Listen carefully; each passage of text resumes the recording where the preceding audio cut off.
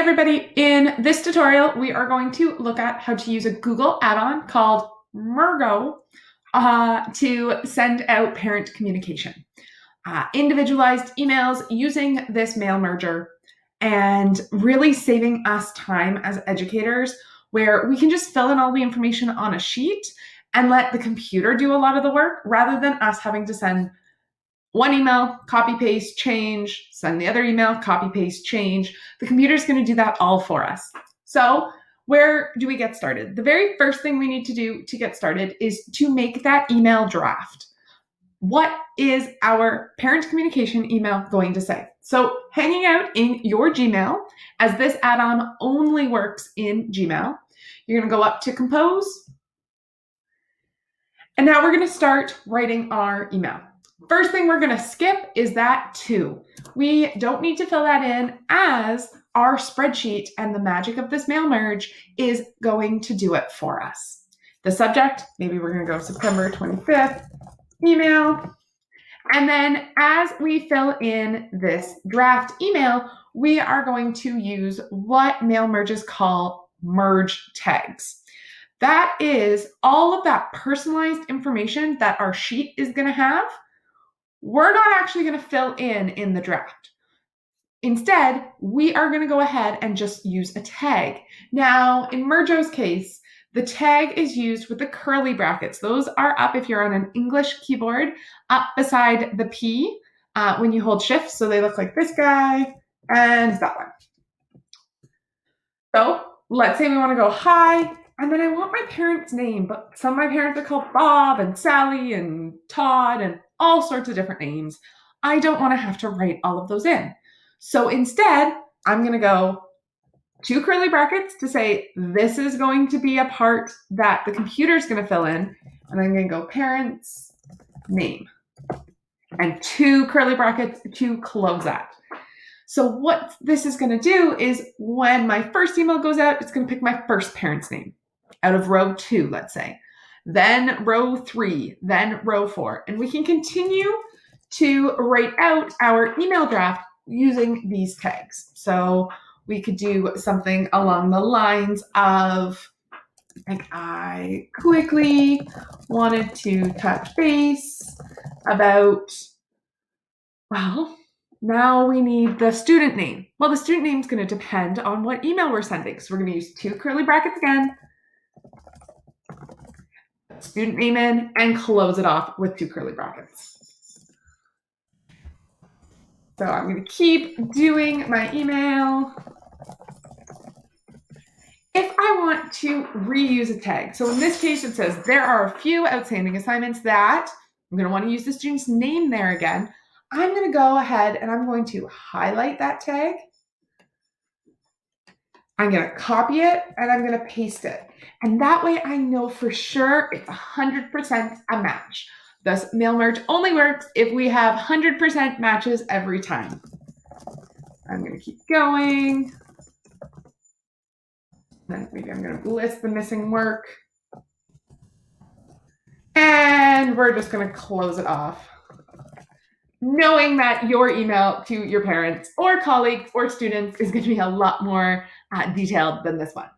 So I have 3 tags. I've got my parent's name, I have my student's name that's used twice, and I have my missing work. That's all that we need to do here inside this draft. So what we're going to do is we're going to save this draft by just clicking that little X button up at the top. Remember, Gmail saves all of your drafts automatically. Now where we want to go is we want to go set up this magic inside our Google Sheet. So I already have a Google Sheet open. Not, go ahead, you can find it at sheets.new. You could go up to your gear, you could go through Drive, so many different ways to make this sheet. Inside this sheet, I'm going to go ahead and title it Parent Communication right now. And then that way I can find it again. And now I'm going to go ahead and fill in all of my merge tags in this first row. First one I'm going to start with is email address, because that's what's going to go in the to. I don't necessarily have a tag for it, but I need to make sure I put it in. So I'm going to go email address in the first one.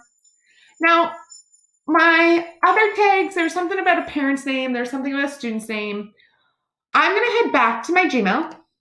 I'm going to find this draft. So if you look under compose, you're going to see drafts. I'm going to open up my drafts. And I have parent's name here. Now, because things have to be 100% accurate, we are going to go ahead and we are going to highlight, copy, and paste everything that's inside those curly brackets. So we're going to go from the parent's name, start to finish, copy, go back to my sheet in that top row, I'm going to paste. We're going to do that for all of the tags. And copying and pasting is really important here as this mail merge depends on correct capitalization, capitalization that matches. It depends on spacing. So if you have 2 spaces versus 1 space, your email mail merge is just not going to work. All right, now that we have all of our headers here, we need to fill in some information. So this is where you can go and fill in your parents' information.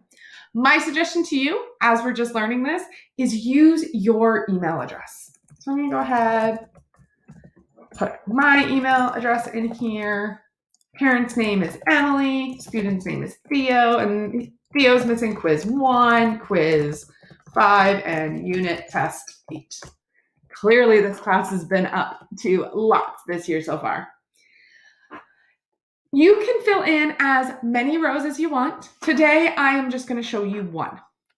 So once you have all of your parent information in, and see how this is going to then take for parent's name, it's going to be Emily. So if I look back here, it's going to say, hi, Emily. We get to now go ahead and start Mergo. So we're going to go up to add-ons, up at the top in your sheet, and then we're going to click on Get Add-ons. We're going to have to search for it, Mergo. Search it, you're going to see it. Now, this is a great moment to take a look at your privacy policy and your school district or board's expectations all around using third-party add-ons or extensions. I have looked through their privacy policy. You can find it here if you scroll down.